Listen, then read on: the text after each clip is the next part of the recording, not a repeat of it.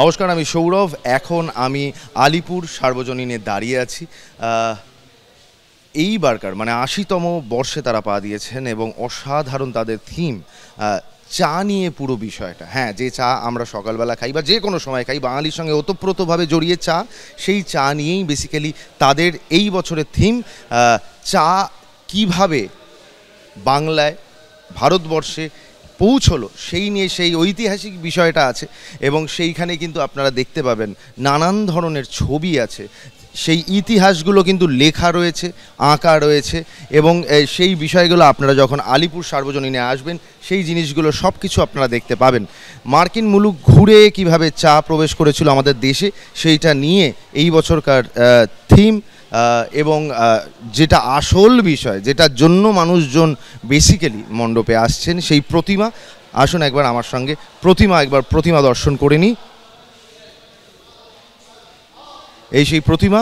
আমি এখানে অনেকজনের সঙ্গে কথা বললাম, তাদের প্রচণ্ড ভালো লেগেছে এবং সত্যি কথা আপনারা নিজে স্বচক্ষে দেখতে পারেন আলিপুর সার্বজনীন এই বছর কিন্তু তাদের সবটা দিয়ে তৈরি করেছে, এত প্রতিকূলতার মধ্যেও সবটা দিয়ে তৈরি করেছে তাদের প্রতিমা।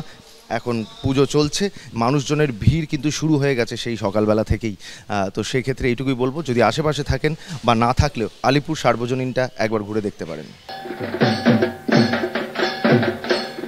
একেবারে দেখো, ম্যাডাক স্কোয়ারে এই বছর ৯০ বছর বয়সে পা দিল এবং দেখো ম্যাডাক স্কোয়ার মানেই আমরা বিশেষ করে জানি যে সাবেকিয়ানা এবং ঐতিহ্য, যার একমাত্র নাম তা হলো ম্যাডাক স্কোয়ার। এবং বিশেষত ম্যাডাক স্কোয়ারের আরেকটা বিষয় হলো যে একদম নবীন, বিশেষ করে যারা তরুণ তরুণী, তাদের জন্য কিন্তু এই ম্যাডাক স্কোয়ার হচ্ছে আড্ডার একটা ভীষণ সুন্দর জায়গা। বিশেষ করে যখন পুজো হয়, সবাই নিজের বন্ধু বান্ধব ফ্যামিলিকে নিয়ে এসে এখানে বেশ আড্ডা দেওয়া হয়, মজা হয়, এই গোটাটা এখানে এনজয় করা হয় পুজোর দিনগুলোতে।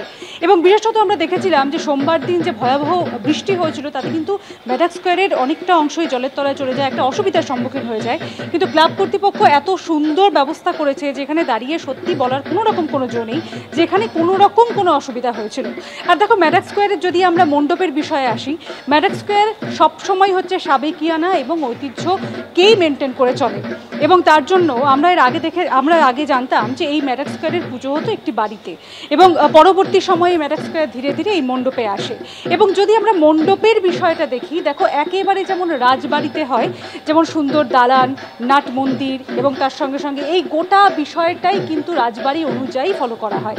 এবং রাজবাড়িতে যেমন নাট মন্দিরে পুজো হয়, তেমনি এই মণ্ডপেও ঠিক নাট মন্দিরের আদলেই এই জায়গাটাতেই মায়ের পুজোটা হয়।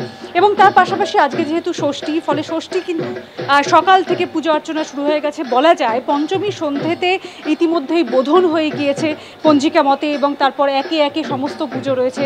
সেই ষষ্ঠী পুজো হবে, তারপর সপ্তমী হবে। এবং যদি মানুষের ভিড়টা আমরা দেখি, দেখো আমি অনেকটা সকাল থেকে এখানে রয়েছি, প্রচুর মানুষ আসছেন, তারা ঠাকুরকে নমস্কার করছেন, ছবি তুলছেন এবং তার সঙ্গে সঙ্গে কিন্তু বলা যায় যে ষষ্ঠীর সকালটাও তারা খুব সুন্দর করে এনজয় করছে। কারণ ম্যাডাক স্কোয়ারের একটা ভীষণ ভালো জিনিস হচ্ছে, ম্যাডাক স্কোয়ার একদিকে তো ভীষণ ঐতিহ্যবাহী আর তার সঙ্গে সঙ্গে ভীষণ কাম জায়গা, ভীষণ শান্ত জায়গা। ফলে এখানে এসে ছবি তোলা, একটু সময় কাটানো নিঃসন্দেহে কিন্তু অভূতপূর্ব।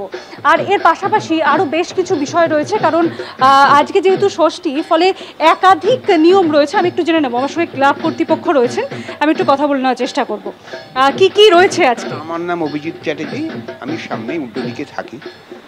এই নিয়ম হয়েছে আমাদের আমন্ত্রণ, অধিবাস এবং রাত্রে সায়ংকালে।